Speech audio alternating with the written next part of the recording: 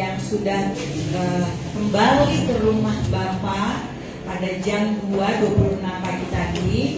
Dia sudah mengakhiri pertandingan di dalam kehidupannya. Kita akan mulai ibadah penghiburan kita pada malam hari ini. Saya minta untuk semua kita mempersiapkan hati dan diri kita untuk fokus kepada acara ibadah pada malam hari ini. Waktu dan tempat kita silakan. Shalom saudara-saudara sekalian. Hari ini kita berkumpul untuk melakukan ibadah penghiburan atas berpulangnya almarhum Ibu Romonda Louis Napitupulu. Dan saat ini mari sama-sama kita mau bersatu dalam doa. Mari kita berdoa. Kami bersyukur Tuhan untuk kasih-Mu bagi setiap kami. Malam hari ini Tuhan kami berkumpul bersama-sama, membawa hati kami ya Tuhan Yesus kepada-Mu. Dan kiranya ya Tuhan, Engkau Allah sumber penghiburan sejati itu memberikan penghiburan bagi keluarga yang ditinggalkan. Terima kasih Tuhan, kami serahkan ibadah malam hari ini di dalam tangan kuasa-Mu. Hanya di dalam nama-Mu kami berdoa. Haleluya. Amin. Mari kita semua bagi berdiri dengan Tuhan. Kita percaya bahwa ada satu pribadi yang setia kepada setiap kita, yaitu yang bernama Tuhan Yesus Kristus. Kita mau sama-sama naikkan pujian Ada Satu Sobatku.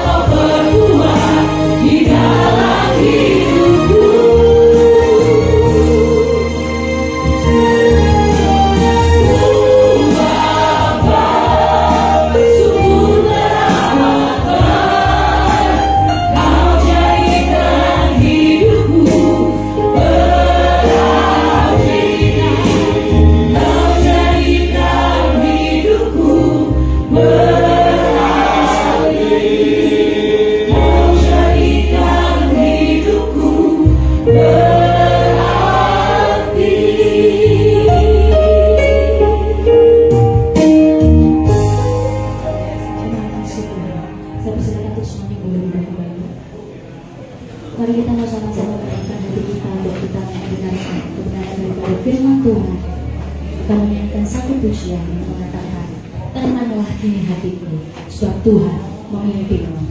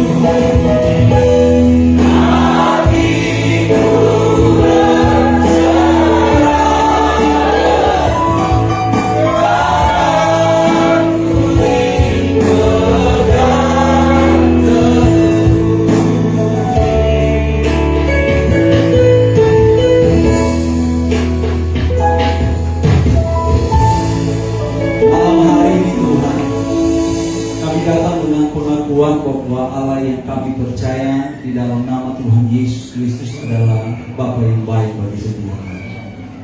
Apapun yang boleh kami alami, tapi kami punya Allah yang baik, maka apapun yang Engkau izinkan kami boleh lalui dalam hidup kami. Bahkan ketika kami harus ditinggalkan oleh orang yang kami kasihi, kami tetap berkata bahwa itu baik, karena kami punya Tuhan yang baik. Malam hari ini, mari Tuhan Engkau hadir di tengah-tengah kami, Engkau yang bekerja dan berkarya, bahkan Engkau yang memberikan penghiburan yang sejati bagi anak-anak, bagi kakak beradik, bahkan bagi semua keluarga yang ada yang ditinggalkan oleh almarhum ya Tuhan. Biarlah penghiburan dari Tuhan yang boleh hadir dan mereka boleh alami bersama-sama. Kami bersyukur dan kami buka hati kami bagi kebenaran firman Allah hanya di dalam nama Tuhan Yesus Kristus. Haleluya. Amin. Puji Tuhan. Shalom. Selamat malam buat setiap kita, terutama bagi anak-anak, bahkan semua keluarga besar yang ada yang sudah ditinggalkan oleh almarhum. Terakhir saya bertemu dengan almarhum 1 bulan yang lalu, pas ya. 1 bulan yang lalu waktu beliau ada di rumah sakit, saya bersama tim pelayanan kami melakukan perjamuan kudus kepada beliau. Dan beberapa hari berikutnya saya tanya kepada Ibu Lita, ya, bahkan besoknya saya tanya sama Ibu Lita, gimana keadaan Inang? Ya, dikirimin foto ke saya, Inang sudah bisa segar, sudah dimandikan. Ya, beberapa hari berikutnya sudah keluar dari rumah sakit. Ya. Memang dalam perjalanan kehidupan kita, setiap kita, ya, setiap saya dan saudara, mungkin kematian dulunya masih orang-orang yang mungkin kita nggak kenal. Tiba-tiba sudah satu desa dengan kita, atau sudah satu perumahan dengan kita. Tiba-tiba mungkin sudah di tetangga kita. Dan hari ini kita melihat karya Tuhan bagi setiap kita. Ternyata kematian juga tidak bisa lepas dari orang yang paling dekat dengan kita. Tapi yang mungkin kalau kita boleh renungkan begini sudah. Setiap kita ketika kita menghadapi sebuah kehidupan ini, ya, ketika kita lahir, kita yang menangis, orang-orang di sekitar kita yang bersukacita. Betul ya? Waktu seorang bayi keluar dari ibunya, dia langsung keluar dengan tangisan. Dia menangis. Tapi orang-orang yang menyambut bayi ini, apalagi sang ibu, apalagi sang bapak, wah, sukacitanya tak terbayangkan. Saya baru 4 bulan dikaruniai Tuhan anak yang kedua, ya, perempuan lagi, gitu ya. Waktu saya lihat dia, apalagi wajahnya mirip saya, wah, walaupun dia lagi menangis, tapi saya sukacita. Tapi kita juga harus tahu bahwa di akhir kehidupan mungkin kita yang menangis, tapi almarhum mungkin sekarang sudah bersukacita bersama Tuhan. Itu yang harus kita renungkan dalam perjalanan hidup ini, ya. Sebab itu mari bersama-sama kita akan belajar sebuah ayat dalam firman Allah dalam Pengkhotbah pasalnya yang ketiga, ayatnya yang pertama dan ayatnya yang kedua. Firman Allah berkata begini, ya. Kalau saudara bisa buka Alkitabnya, kita baca bersama-sama. Firman Allah berkata begini, 1, 2, 3. Untuk segala sesuatu ada masanya. Untuk apapun di bawah langit ada waktunya. Ada waktu untuk lahir, ada waktu untuk meninggal, ada waktu untuk menanam, ada waktu untuk mencabut yang ditanam. Ternyata firman Allah berkata lewat seorang yang bernama Salomo, ya, menurut tradisi bahwa yang menulis kitab Pengkhotbah ini adalah Raja Salomo. Kita tahu, mungkin kita pernah baca, kita pernah dengar kisahnya. Salomo ini adalah raja paling terkaya di muka bumi. Sampai hari ini tidak ada orang yang bisa menandingi kekayaannya dari Salomo. Secara kepuasan, secara kesenangan, boleh saya bilang Salomo punya semuanya. Terus Alkitab bilang juga Salomo ini orang yang paling berhikmat. Tidak ada orang yang bisa menandingi hikmat Salomo pada zamannya. Sudah pintar, kaya. Wah, siapa yang gak suka? Ya, pinang-pinang di sini kalau anak mantunya begitu, sudah kaya, pintar, wah jadi rebutan. Segalanya dia sudah punya. Tetapi Salomo menyimpulkan dalam kitab Pengkhotbah bahwa semua yang ada di bawah kolong langit ini adalah sia-sia ternyata. Bahkan dia bilang segala sesuatu itu punya batasnya. Ada waktu kita untuk lahir, ada waktu kita untuk mati. Catat. Saya suka bertanya begini di rumah duka. Kalau kita tahu dalam hidup kita ada waktu kita lahir, maka ada waktu juga kita mati. Pernahkah kita bertanya ketika kita lihat mama, ketika kita melihat adik kakak, kita melihat saudara kita yang terbaring dengan tubuh yang kaku dengan kematian, pernahkah kita bertanya dalam diri kita atau merenungkan, kapan giliran? Saya tanggal 14 November kemarin baru kehilangan mama sambung saya, ya, mama tiri, gitu ya. Pagi-pagi masih WA sama saya, ya. Masih WA, kasih tahu apa yang terjadi di rumah. Kebetulan saya nggak pegang handphone. Ya. 15 menit kemudian saya lihat handphone, saya balas telepon. Waktu saya telepon sudah di rumah sakit, lagi di pompa-pompa. Papa langsung bilang adik-adik pulang aja, gitu ya. Saya telepon adik-adik saya, pulang aja ke kampung. Mama sudah begini kan. Saya balik telepon ke papa. Papa saya lihat sudah menangis, baru bilang mama sudah pergi. Kita punya batas semua ternyata. Tidak ada kekayaan kita nggak bisa membuat kita bertahan bahwa kita tetap akan hidup selamanya. Saat ini orang berusaha dengan kekayaan menemukan secara macam ilmu supaya dia bisa bertahan hidup, tapi nggak bisa. Alkitab sudah bilang, dan itu kenyataan dan itu semua fakta hidup dalam perjalanan kehidupan kita, bahwa ada yang namanya mati, ada juga yang namanya apa? Hidup. Tapi yang saya suka begini, Alkitab bilang begini, bahwa semua masa, semua waktu, semua periode hidup yang kita lewati, semua ada dalam kendali Tuhan. Aminnya agak kurang di sini. Amin. Semua ternyata ada dalam kendali Tuhan. Ternyata baik hidup, baik mati, kita ini semuanya punyanya Tuhan. Dan aminnya nggak ada lagi ya. Amin. Sampai Pengkhotbah bilang begini di Pengkhotbah pasal 3 ayat yang paling terkenal yang kita tahu semua itu. Ayat 11 berkata begini. Ia, yaitu Tuhan, membuat segala sesuatu apa? Indah pada waktunya. Jadi baik mati, baik hidup, ternyata di mata Tuhan itu tetap indah. Karena dia Tuhan yang baik. Amin. Kalau kita percaya bahwa dia adalah Tuhan yang baik, di doa tadi saya bilang bahwa kalau kita percaya dia adalah Tuhan yang baik, maka apapun yang dikerjakan oleh Tuhan yang baik ini pasti itu baik. Amin. Sebab itu dia berkata begini, bahkan ia memberikan kekekalan dalam hati mereka, tetapi manusia tidak dapat menyelami pekerjaan yang dilakukan Allah dari awal sampai akhir. Kita memang terbatas, kita tahu itu. Tapi ada satu hal yang Tuhan taruh kepada setiap kita orang yang percaya kepadanya, itu namanya kekekalan. Kalau dalam dunia ilmu pengetahuan, Big Bang Theory, bahwa kita ini semua berasal dari benda mati, baru hidup, terus mati. Tapi kekristenan mengajar bahwa kita ini hidup, mati itu cuma selingan katanya, baru kita hidup lagi dalam kekekalan. Ini jaminan yang Tuhan berikan kepada kita. Dan seharusnya kita sebagai orang percaya dalam menjalani kehidupan ini, kita tahu kemana kita akan pergi, kepada siapa kita akan kembali kalau kita memberikan hidup kita kepada Tuhan.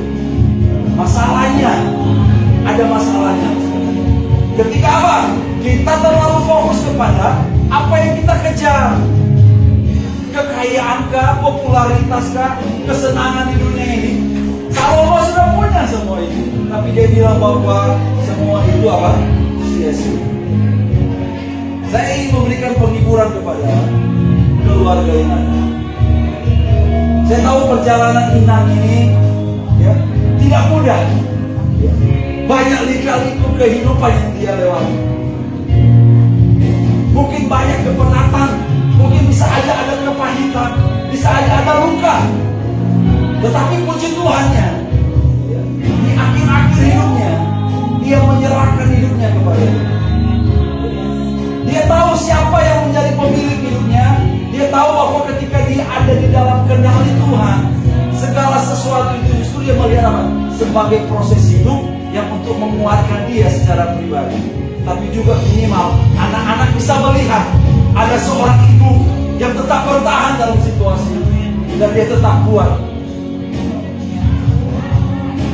Sebagai orang-orang yang percaya kepada Tuhan, seperti Salomo bilang itu, Salomo menyimpulkan begini, ya, di dalam Pembuktian pasal 3 ayat 13, pokoknya dia bilang begini, dan bahwa setiap orang dapat makan, betul. Setiap orang dapat hidup, betul. Dan menikmati kesenangan dalam segala jeripayanya. Tapi dia tentu begini, itu juga ternyata adalah apa? Pemberian Allah. Pemberian Allah. Sampai Salomo menyimpulkan di bagian akhir dari kitabnya, bahwa semua kesia-siaan itu, ya, ternyata memang betul-betul tidak berarti. Cuma satu yang berarti, ketika apa? Kita punya Tuhan. Tapi yang menjadi masalahnya lagi, kita menuhankan bukan Tuhan yang hidup, bukan Tuhan yang sudah menyelamatkan kita. Bahkan dia memberikan jaminan bahwa setiap orang yang percaya kepadanya beroleh hidup yang kekal. Dia tahu betapa seriusnya dosa sampai dia harus datang menjadi manusia. Kalau dosa itu nggak serius, bisa aja disuruh selesai. Tapi enggak, dia harus mengorbankan dirinya. Dan dia berkata di atas kayu salib, sudah selesai. Saya sempat bilang kepada keluarga di awal bulan November kemarin, bahwa masalah terbesar manusia itu dosa. Tapi di atas kayu salib, justru yang menjadi masalah terbesar manusia, yang manusia nggak bisa selesaikan, diselesaikan oleh Yesus. Bahkan ketakutan kita yang paling besar, kematian.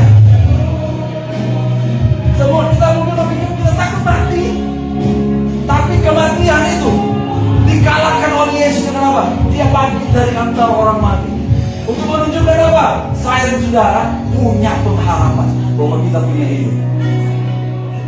Kita punya hidup. Amin.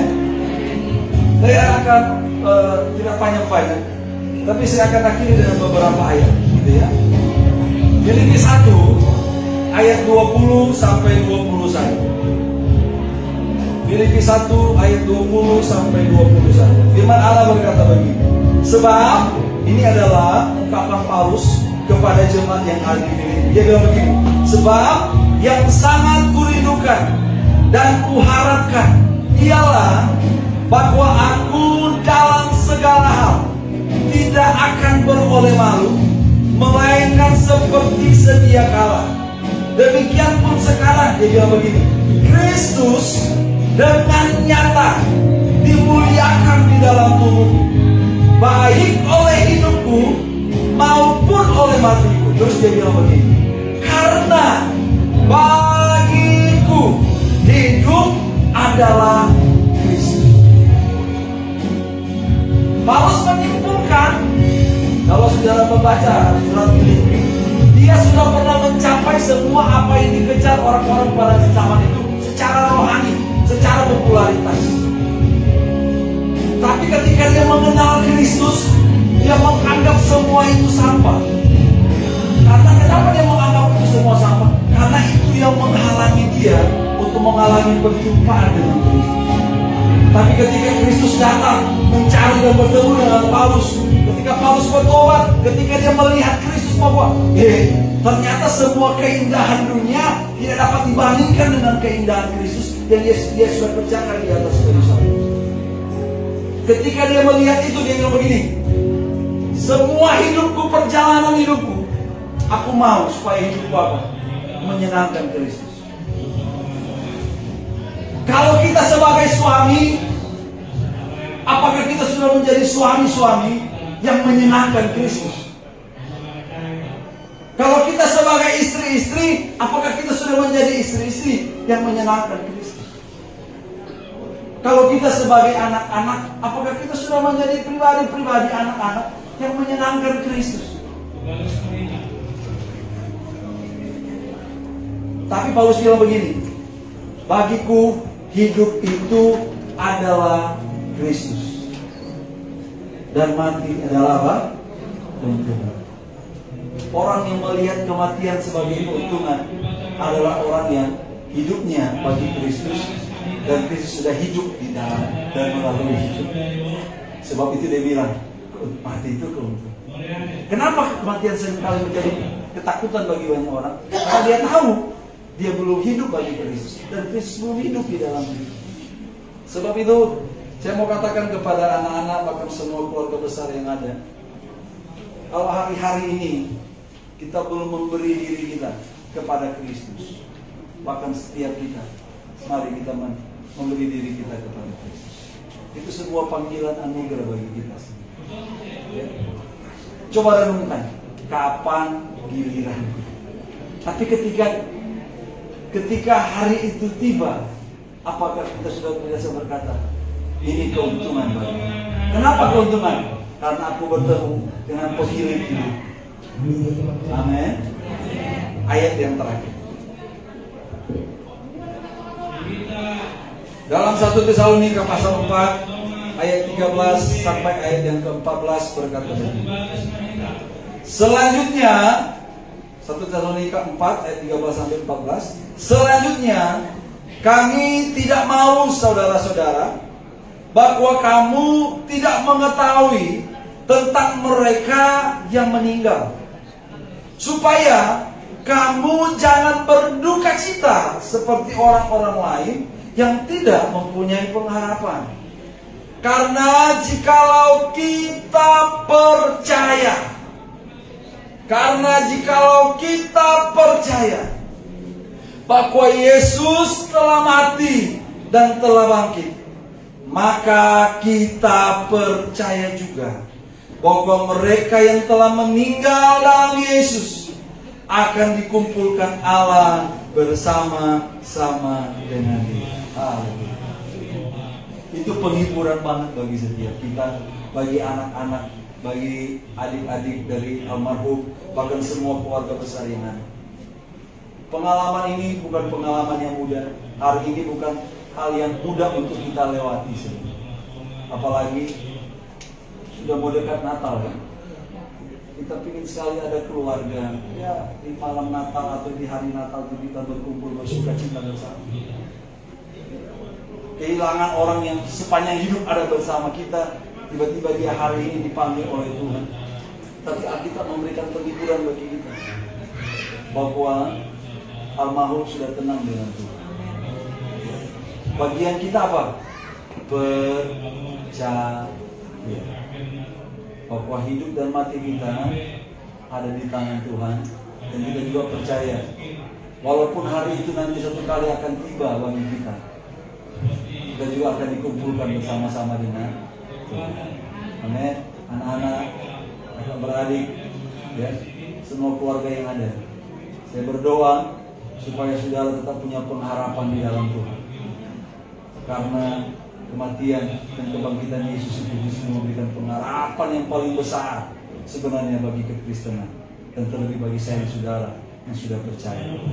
Amin. Mari kita berdoa.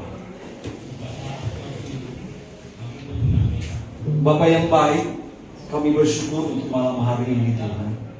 Terima kasih untuk kebenaran firman-Mu yang kembali boleh mengingatkan kami, kembali boleh menegur kami, kembali boleh menguatkan kami, bahkan kembali boleh menghiburkan setiap hati yang terluka, hati yang berduka cita Tuhan.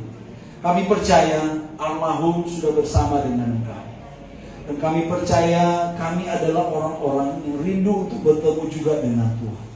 Tapi malam hari ini Tuhan, Abah mau berdoa, ya Roh Kudus tolonglah dan kuatkan dan hiburkanlah semua keluarga yang ditinggalkan, dari anak-anak, kakak beradik, dari semua keluarga besar. Pakai momen ini Tuhan, pakai peristiwa ini untuk kami semakin mengagumi Tuhan, untuk kami semakin mengakui karya Tuhan, untuk kami semakin melihat bahwa Tuhan itu baik. Bahkan Engkau tidak pernah sekali-kali meninggalkan kami. Sebab itu kami tetap tenang bersama dengan Tuhan, yang tetap terus memegang tangan kami, yang terus memegang tangan kami dengan erat di tengah-tengah perjalanan hidup yang sulit ini. Tapi kami penuh kepercayaan, kami penuh keyakinan. Kami punya Tuhan yang baik, yang selalu menjaga, memberikan penghiburan, memberikan kekuatan bagi setiap kami.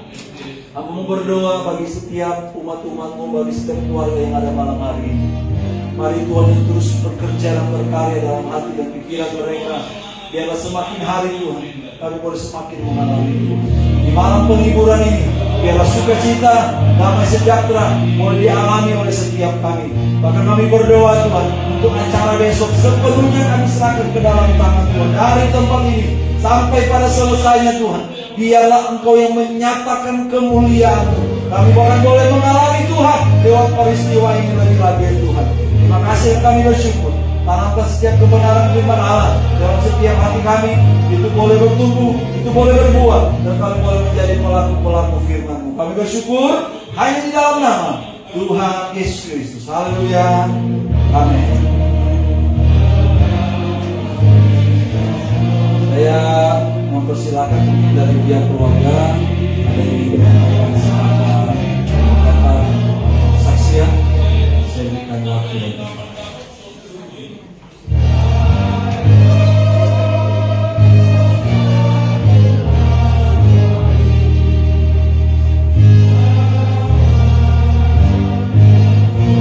Terima kasih. Jadi sedikit ya, kita mau kasih tahu bahwa tanggal 2 November, awal November, kakak kami ini dirawat di rumah sakit Siloam di Bokarawaji, dan seperti tadi Mas Muhammad katakan, kami semua akhirnya sepakat mau memberikan perjamuan khusus, melakukan perjamuan khusus. Dan kalau dibilang darah Yesus itu benar-benar bekerja di dalam hidup kita, ternyata karena kakak kami ini setelah melakukan perjamuan kudus, dia mendapatkan kesembuhan, dia mendapatkan kekuatan yang baru, dia mendapatkan pengharapan yang baru. Dan tidak lama kemudian kakak kami ini keluar dari rumah sakit, dirawat di rumah, semuanya berjalan dengan baik. Dia jadi lebih baik karena dia tahu ada keluarga yang terus datang memberikan support kepada dia, bergantian keluarga untuk mengunjungi, memberikan kekuatan. Jadi dia merasa bahwa dia tidak sendirian. Tapi ternyata Tuhan punya rencana yang lain. Hari Minggu malam sore, kita lihat kok kondisinya semakin menurun ya. Udah nggak ada auranya, mukanya udah nggak seger gitu. Terus kita ajak ngomong juga udah nggak jelas. Long story short, setengah 2 hari Senin, akhirnya kita bawa ke rumah sakit karena nafasnya udah tidak sempurna. Lalu dimasukin di IGD, ternyata Tuhan bilang, udah selesai nih tugas kamu, rumahnya udah jadi.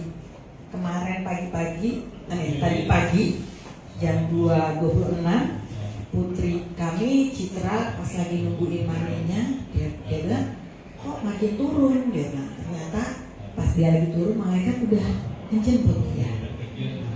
Kalau dibilang kita berduka cita, kita pasti berduka cita.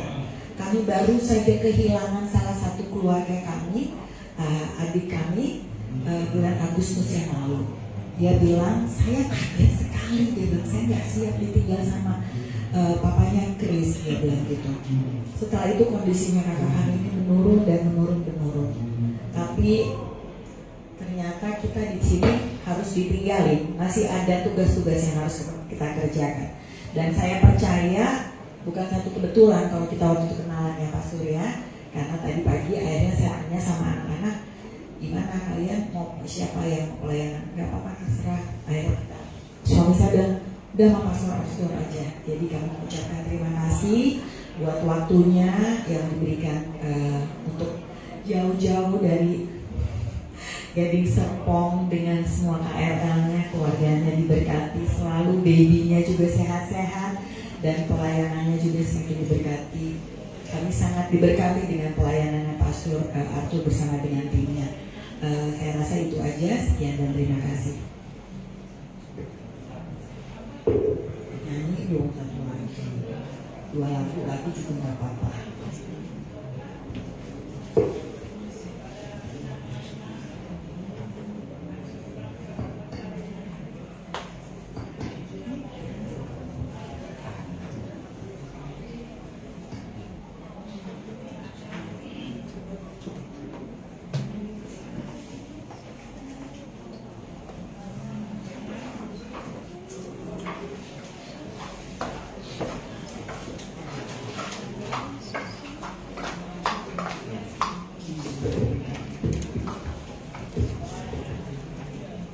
Mari untuk menutup ibadah ini kita mau sama-sama bangkit berdiri, kita mau sama-sama menaikkan pujian. Tuhan Yesus setia.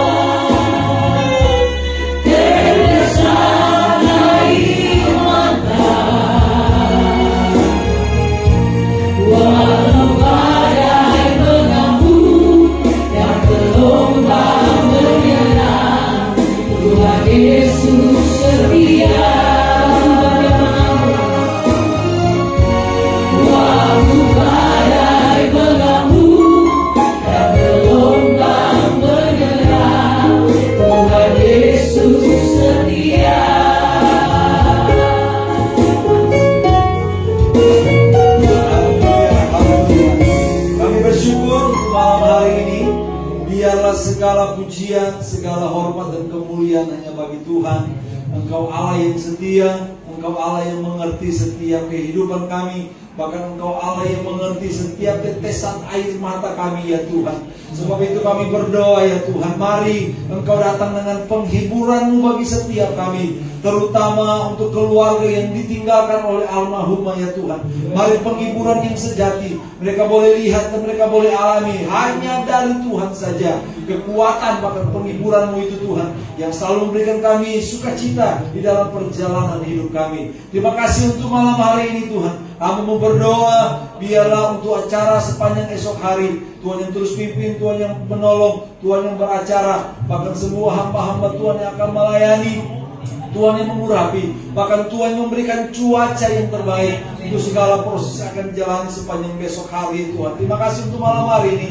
Mari angkat tanganmu di hadapan Tuhan dan terimalah berkat dari Allah Bapa, cinta kasih dari Yesus Kristus Tuhan, serta persekutuan, penghiburan, sukacita, serta damai sejahtera dari Roh Kudus yang terus menyertai kita mulai malam hari ini, besok sampai selama-lamanya. Kami terima segala berkat Tuhan ini hanya di dalam nama Tuhan Yesus Kristus. Haleluya. Amin. Silakan, mungkin ada keluarga yang mempersembahkan pujian. Terus